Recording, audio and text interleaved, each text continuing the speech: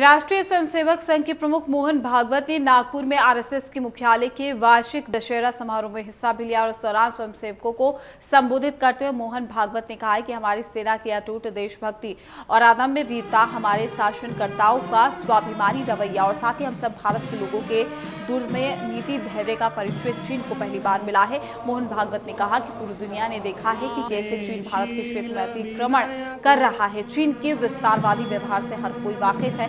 चीन कई देशों ताइवान, वियतनाम, यूएस, जापान और भारत के साथ लड़ रहा है, लेकिन भारत की प्रतिक्रिया ने चीन को परेशान कर दिया।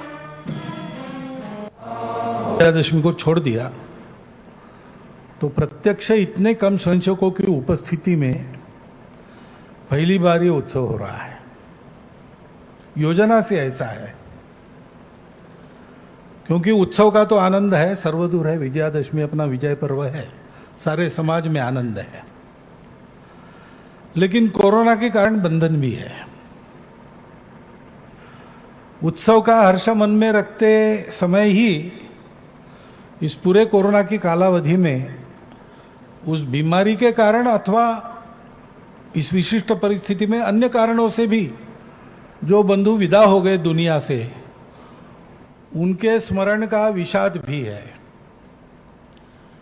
और इसलिए एक विचित्र परिस्थिति है और उसका कारण हम सब जानते हैं। कोरोना की महामारी उसका कारण है। विजयादशमी के पहले ही 370 प्रभावहीन हो गया। संसद में उसकी पूरी प्रक्रिया हुई।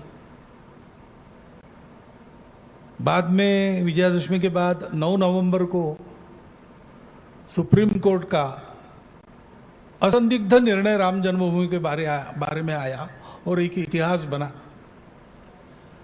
एक मत से निर्णय था, सारे देश ने स्वीकार किया और बहुत सुंदर वातावरण में समझदारी के साथ, संयम के साथ समाज ने उसको स्वीकार किया। हर्षोल्लास का होने के बाद भी संयम के साथ मनाया और बिल्कुल 5 अगस्त में और राम मंदिर निर्माण के आरंभ का जो पूजन हुआ उसमें भी, और हमने उस वातावरण के पवित्रता को, भव्यता को, उल्लास को भी देखा, साथ साथ इस संयम और समझदारी को भी देखा। कह सकते हैं कि इस सारी परिस्थिति में प्रत्यक्ष कोरोना बीमारी से होने वाला नुकसान भारत में कम है। इसके कारण है